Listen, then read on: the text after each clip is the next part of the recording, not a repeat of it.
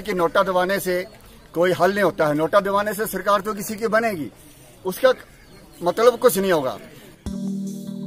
भूतपूर्व अर्धसैनिक बल कल्याण संगठन जिला कांगड़ा ने कांग्रेस और भारतीय जनता पार्टी दोनों सरकारों पर आरोप लगाते हुए कहा कि दोनों सरकारों ने अर्धसैनिक बलों के वीर जवानों की देश की सरहदों पर दी गई कुर्बानियों को अनदेखा करके बहुत सारी सुविधाओं से वंचित रखा गया है। संगठन के कार्यकर्ता जल्द ही प्रदेश व जिला के भूतपूर्व अर्धसैनिक बलों के उच्च अधिकारियों की बैठक होगी और आगामी लोकसभा चुनावों के बारे में उचित निर्णय लिया जाएगा। पेश है PR न्यूज सहयोगी ब्रिज धीमान की रिपोर्ट। आज पैरामिलिट्री की मीटिंग पंचरुखी में हमारे पंचरुखी के अध्यक्ष खरवाल जी ने ली। उसमें कुछ रोष प्रकट किया गया। जो हमने कुछ मांगे रखी थी, हमने स्वास्थ्य सुविधा की मांगे और हमारी कैंटीन की मांगे और हमारे जो नेचर ऑफ ड्यूटी को देखते हुए हमने कुछ डिमांडें आगे भेजी थी। लेकिन हमें दुख की बात है कि हम काफ़ी समय से संघर्ष कर रहे हैं, लेकिन अभी कोई भी मांग हमारी पूरी नहीं हुई है। और हमें एक बहुत ही दुर्भाग्यपूर्ण है, जो एक सदस्य की सुविधा हमें मिलना चाहिए। आज सरकार बोलती है हर गरीब आदमी को सबका सब सुविधा देती है। आर्मी वालों को डिफेंस वाली से ECS की सुविधा मिली हुई है, रेलवे वालों को रेलवे से सुविधा मिली हुई है। लेकिन हम पूरी जिंदगी सरहद में निकालने के बाद बहुत ही दुख से कहना पड़ता है कि हमारे लिए अभी मेडिकल सुविधा नहीं दी गई है। एक सुविधा के नाम पे CGHS सुविधा जो दे रखी है वो कई कैपिटल में एक आधी है, बाकी डिस्ट्रिक्ट लेवल में अभी कुछ नहीं है। इसलिए अभी तक सुविधा का लाभ अभी सरकारें हमें नहीं दे पाई है, तो बड़ी मांग उससे क्या करें। तो अभी तक दूसरी कैंटीन की सुविधा हमें मिलती थी और GST लगने से वो भी खत्म हो गई। तो हमारी जो सुविधा मिल रही है वो भी खत्म होती जा रही है।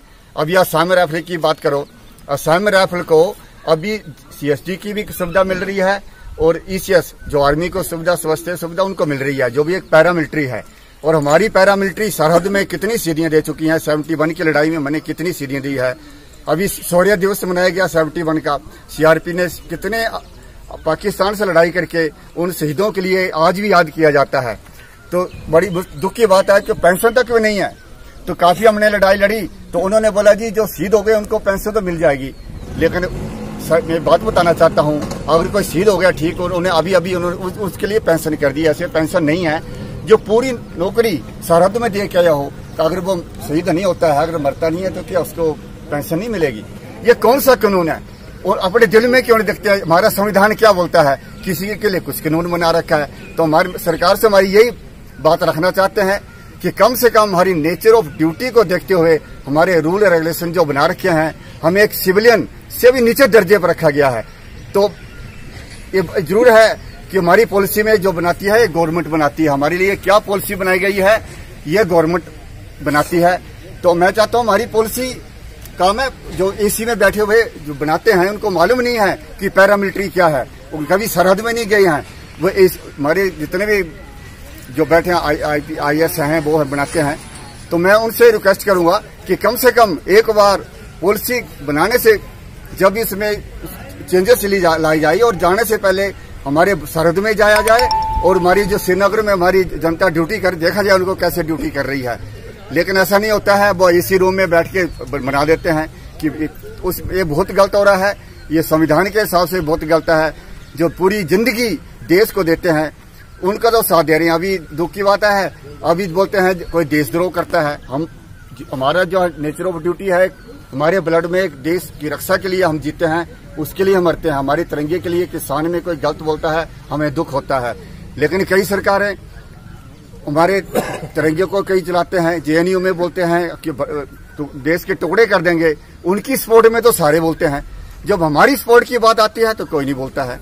कटोच जी, आगामी जो लोकसभा के चुनाव है उसमें आपकी क्या रणनीति रहेगी? देखो ऐसा है कि ऐसे तो किसी भी सरकार ने हमारे काम नहीं किए हैं, सही बता देता हूं मैं। हाँ, कांग्रेस ने कुछ बातें उसमें डाली हैं, हमारे लिए 5-6 पॉइंट डाले हैं, उसके लिए उनका धन्यवाद दिया हूं। लेकिन उन्होंने कुछ बातें ऐसी लिख दी हैं उसमें हमारे कई ऐसे कानून थे जो हमारी मदद करते थे, तो उसके लिए उन्होंने उसको कम करने की बात की है, देशद्रोहियों को साथ देने की बात की है। ये हमें बहुत ही दुख हुआ है कि ऐसी बातें उन्होंने क्यों की। क्यों? हम अपनी मर्जी से तो नहीं जा रहे हैं। फौज जो भी हम ड्यूटी करते हैं उसके लिए हमें सरकार भेजती है वो सरकार के हिसाब से जाते हैं। तो लेकिन हमारे कितने आदमियों को जेल हो गई, तो उसके तो मानवाधिकार क्या हमारे लिए लागू नहीं होते हैं? तो जो कानून बनाते हैं, तो जितने भी लीडर हैं, कम से कम कोई मैनिफेस्टो बनाते हैं, बात करते हैं, तो देखना चाहिए सबसे पहले राष्ट्र हित की बात होती है। हमारा संगठन है, हमारी मांगे जरूर हैं, लेकिन हम ये चाहते हैं कि सबसे पहले एक राष्ट्र होता है, राष्ट्र के बाद बाकी संगठन आते हैं, मांगे चलती रहती हैं। तो सरकार जो भी बनती है उनको सोचना चाहिए, कम से कम हमारी नेचुरल ड्यूटी देखी हो, हमारी जो जायज मांगी है हमें पूरी करना चाहिए। लेकिन अभी तक हमारी कोई भी खरी नहीं उतरा हमारी। चुनावों की रणनीति और चुनाव का हमारा ऐसा है, अभी देखो मैं राजस्थान में भी गया था, हरियाणा में भी गया था, उन्होंने सबने बोला हम नोटा दबाएंगे। यहाँ भी बात उठी थी नोटा की, लेकिन मैंने बोला था कि नोटा दबाने से कोई हल नहीं होता है। नोटा दबाने से सरकार तो किसी की बनेगी, उसका मतलब कुछ नहीं होगा। तो हमारी तो ये राय है कि अभी हमने जो अभी हमें कुछ दिन में 10-12 दिन में एक मीटिंग रख रहे हैं स्टेट लेवल की, उसमें हमारी जो स्टेट के प्रेसिडेंट है उनको पूरी बात रखी जाएंगी, जो भी हमने निर्णय लिया है उसके बाद हम उसका डिसीजन देंगे हमने क्या निर्णय लेना है।